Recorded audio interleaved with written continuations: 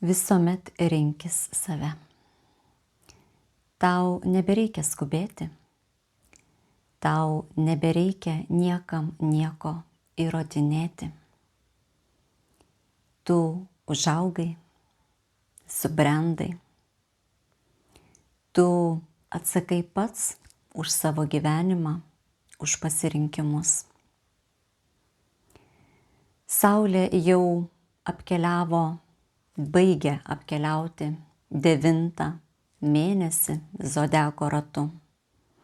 Mėnulis sulig gruodžio 1 pradėjęs kelionę zodiako ratu, ją baigs taip pat po kalėdų. Ir aišku, šis ciklas kartosis, bet taip simboliška, kad nuo aktyvių veiksmų, nuo džiugesio, nuo komunikacijos aktyvesnės mes po truputį rimstame. Turėtume nurimti visapusiškai. Tačiau dirbtinė šviesa, dirbtinis šurmulys, dirbtinis triukšmas mus įtraukia į savo sūkurį tam, kad prarastume ryšį su savimi. Ir kad nustotume girdėti, ko norime mes patys, ko nori mūsų širdis. Ir dažniausiai mes pradedame veikti, vadovaudamiesi protu, o ne savo poreikiais. Iš čia kyla labai daug problemų. Iš tiesų, dabar yra pats sakraliausias metų periodas, pačios sakraliausios metų dienos. Ir iš tiesų jau laukia šventinis savaitgalis. Šis, ne kitas. Ne tos 5 dienos savaitėje, o iš tikrųjų kertinis momentas gamtos cikle ir natūraliame cikle, tai yra, kada grįžta Saulė. Tai Elnio devyniaragio šventė, kai parneša savo raguose ir Saulę, ir Mėnulį. Tai astronominės žiemos pradžia, gruodžio 21 diena šiemet, nuo 5 valandos vakaro.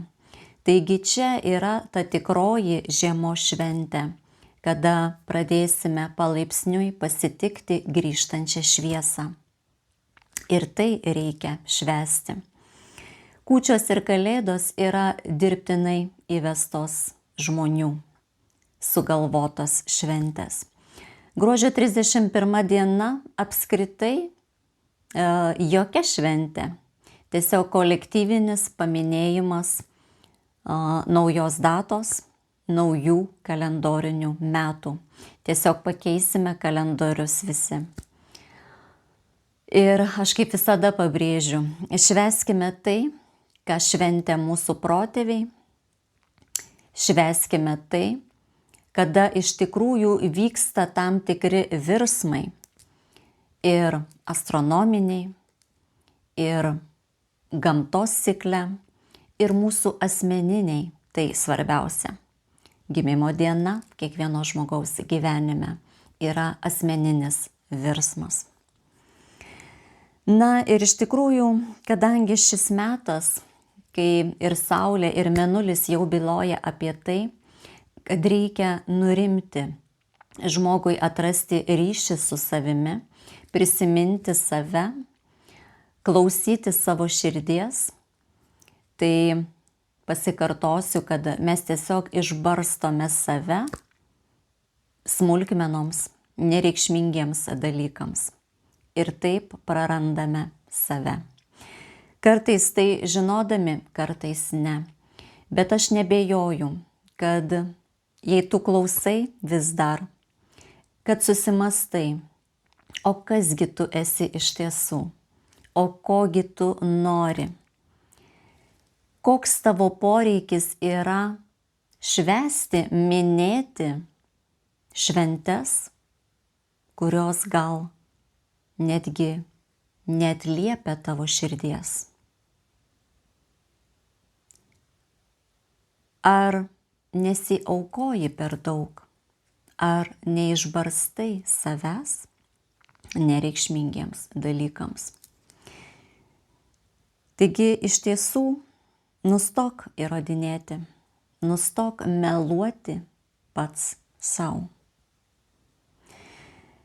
Ir dar šiandien turėjau konsultaciją su moterimi, kuri tiesiog apsiverkė šalia mane sėdėdama, nes ji sako, pas mane atvyks švęsti visa šeima, tai yra 10 žmonių kažkur, o aš to visiškai nenoriu. Ir kas vyksta? Žmogus negeba atsisakyti, negeba pasakyti ne savo poreikiams. Ir jis kartoja lemtingą klaidą iš praeitų gyvenimų, kai aukoja savo gyvenimą vardan kitų. Aukoja savo poreikius vardan šventos ramybės. Ir turėjau konsultaciją su kita moterimi, kuriai nustatyta krūties vėžio diagnozė. Ir būtent tą pačią energiją savęs perdėto aukojimo, tarnystės, nepaisimo savo asmeninių poreikių aš pamatau toje vietoje, kuri byloja apie širdies čakros užsiverimą, užblokavimą, nuslopinimą. Ir būtent tie psichosomatiniai dalykai ilgainiui pritraukia ligas. Tai apie ką aš čia? Iš tiesų apie tai galbūt įkvėpsiu kažką, galbūt paskatinsiu rinkti save. Ir noriu pasakyti, kad iš tiesų dabartinis periodas turi būti itin ramus, itin prasmingas, viduje šventiškas, ne išoriškai šventiškas. Tai žinoma pasidalinsiu, kaip reikia sutikti naujuosius kalendorinius metus ilgainiui, kaip reikia praleisti kalėdų, kūčių vakarus ir dienas. Bet pabrėžiu, kad iš tiesų širdimi ir siela, net ir protų, švęskime šį savaitgalį. Ne jaunatį, šeštadienį, o būtent žiemos saulėgrįžą, sekmadienį. Tebūna tai palaiminta saulės diena. Tuo labiau saulės būtent diena globojama tai įvyksta.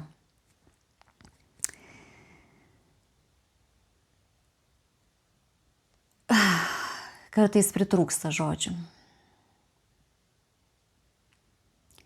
Bet ir tyla įkvepia. Tyla ramina. Tyla paskatina susimąstyti. Ir šiandien aš kalbu visiškai laisvai, visiškai nuoširdžiai.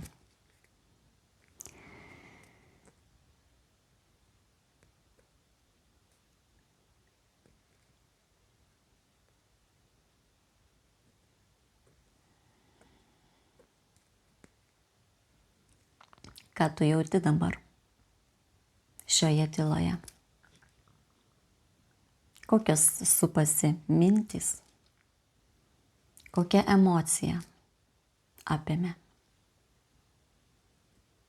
Ar išgirdai šią tylą? Ir apie ką ji tau? Rašyk.